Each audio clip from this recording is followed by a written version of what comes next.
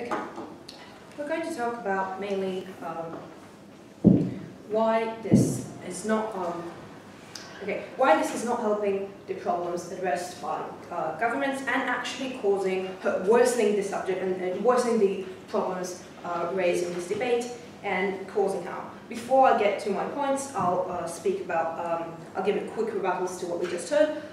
First of all, you say your whole point of porn as an educational tool. We don't get why people will take, why teenagers specifically will take they use condoms as the message from porn. No, they can take abusive messages, they can take all the bad things we all agree that exists in porn today. We don't see how that's better than traditional sex education films in the matter of enforcing safety. It does not give that, and it gives, like, it doesn't do what you're supposed to do, and you didn't explain why this specifically, it does what you said. And the second thing, you say that amateur porn doesn't have the advantage of professional setting. They don't have the camera alignment, they don't have the same quality.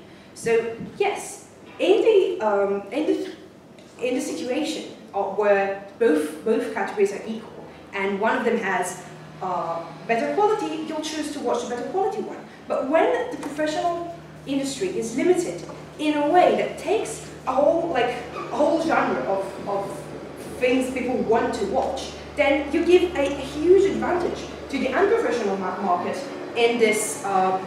You just give them a dominance of a specific market where they will dominate. Okay, so first, government gives us two problems with what's happening currently abroad. The first, they say they want to protect industry workers from STDs, and the second, they say they want to affect the viewers, to protect them, to educate them. So, to the first point, you can explain why in the status quo, professional porn is way more protective of the people inside it. They have an incentive to care for the workers, they have social conditions, they have doctors on the set, they take care of people there. So when, as I'll show you, when they actually, people inside the professional industry are very well protected even without this thing. So to the second point, what effect will be on views, how this will, what this will do. So we're saying this, the industry basically divides into two. The professional, which has medical and social support, which obeys regulation, and the amateur, which is just someone who took a camera and there's no safety, no conditions, no anything. And that's way more dangerous than what we see. Now, when we cause the professionals to have less attractive content, because yes, people are looking for something specific, and if they don't find it, they'll just search the internet and they'll find something. And basically, when we hurt the professional industry so much, we will have a rise of amateur porn, because people will look for it, so people will actually make this content. This gives a huge advantage to amateur porn. This has the rise of it, which means most people, including those teenagers watching sex for the first time who care so deeply at, they will watch amateur porn. So all the benefits you get from people learning what to do and people learning to use condom and then have some safety from watching porn. So no, they won't watch it. They will watch it less. And as you can explain to you, people watch it in the manner of that's a fantasy. That's not how it actually looks in real life.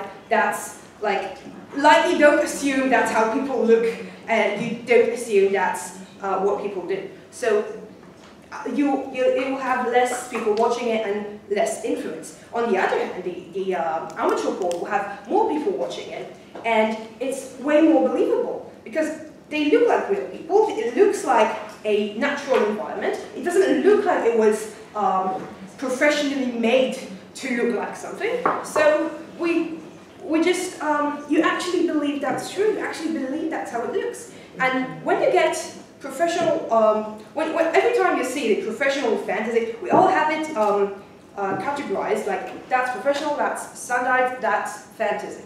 Now, when we get to this unclear area of amateur porn, which is not something which is absolutely fantasy, we don't really know how to consider it. And when we see condoms only in what we consider to be a fantasy, what we consider to be not real, we all say, well, okay, that's not how it happens in real life. There's no actual, there's nothing that moving me to decide to use it because I watched this.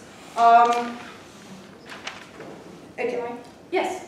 According to you, the delta between before and after the motion is the fantasies. But people are not born with a specific fantasy, they develop it after they watch porn. So if from day one they're exposed to porn with condoms, their fantasy will include condoms.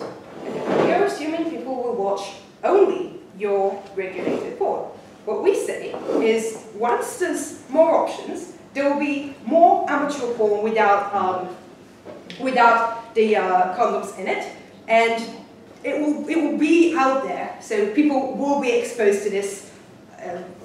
They will be even more exposed to this because people will try to promote it. We got from second government that it's an educational tool. So first of all, we showed you that yeah, people don't take it as a source of knowledge, but of fun, of fantasy, so they won't actually learn from it. And secondly, we showed you that yeah, I basically said that. What first opposition said, first government said about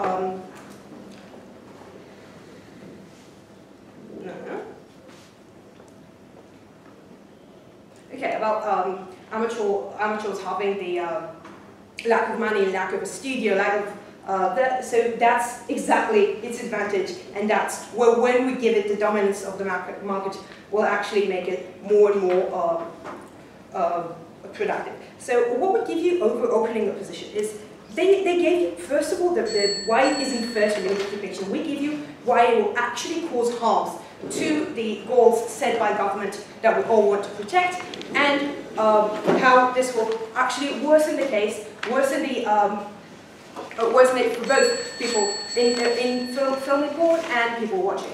And for those reasons, we'll go to others.